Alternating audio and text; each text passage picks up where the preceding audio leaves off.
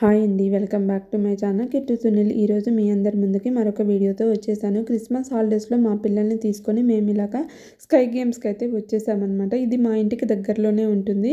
ఇప్పుడు మేమైతే sky games లోపలికైతే వెళ్ళిపోతున్నాము. ఇలా లోపలికి ఎంటర్ అయినప్పుడు మనకు అక్కడ యాక్టివిటీ బార్ అని కనిపిస్తుంది కదా, అక్కడ మన జాకెట్స్ అవన్నీ వాళ్ళకి ఇచ్చేసి అప్పుడు మనం లోపలికైతే వెళ్ళాలన్నమాట. ముందు జాకెట్స్ అవి ఇచ్చేసిన తర్వాత లోపలికైతే ఇలా ఎంటర్ అవుతున్నాము. ఇక్కడ రైట్ సైడ్ బెవరేజెస్, స్నాక్స్ అవన్నీ కూడా ఉంటాయి. మనకు నచ్చినవి మనం ఆర్డర్ చేసుకొని అక్కడ మనం గేమ్స్ ఆడుకుంటూ అక్కడ తినొచ్చు అనమాట. స్నాక్స్ అవన్నీ కూడా లోపల యాంబియన్స్ అంతా కూడా ఇలా ఉంటుంది. చూసారు కదా, కలర్ఫుల్గా చక్కగా మంచి లైటింగ్స్తో చూడడానికి చాలా బాగుంది కదా. ఇక్కడ ఎక్స్ట్రా మెంబర్స్ వచ్చినప్పుడు వెయిట్ చేయడానికి దానికి కూడా సోఫాలు అవన్నీ కూడా ఉన్నాయి, లాంజ్ లాగా.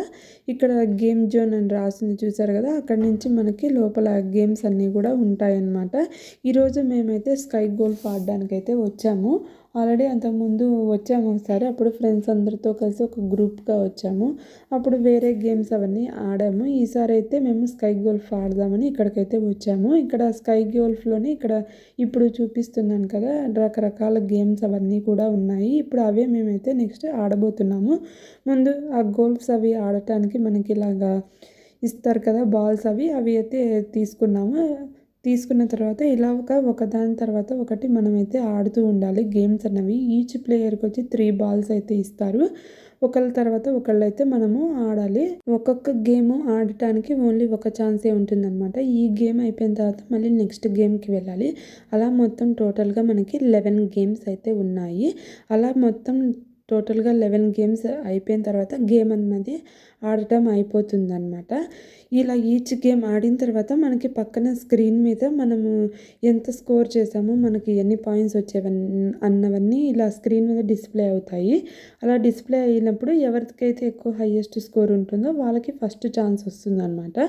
అప్పుడు ఫస్ట్ ఛాన్స్ ఎవరైతే వాళ్ళు ఆడాలి, ఆ తర్వాత నెక్స్ట్ ప్లేయర్ ఆడాలన్నమాట.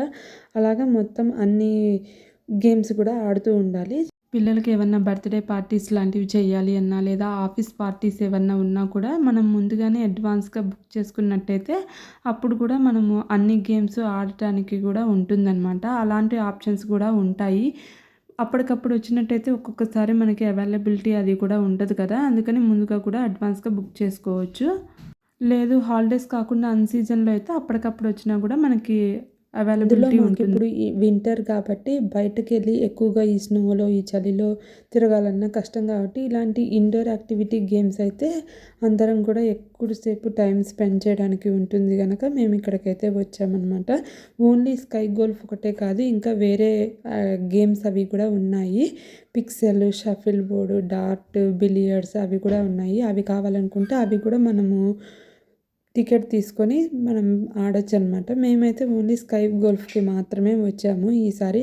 లాస్ట్ టైం వచ్చినప్పుడు ఫ్రెండ్స్ అందరితో కలిసి అప్పుడు పిక్సెల్ అలాగే డాట్ అవన్నీ కూడా ఆడాము. గ్రూప్ ఆఫ్ పీపుల్ ఎక్కువ మంది వచ్చినట్టయితే ఇంకా ఎక్కువ ఫన్నీగా ఉంటుంది, సరదాగా కూడా అందరూ కలిసి ఆడొచ్చు.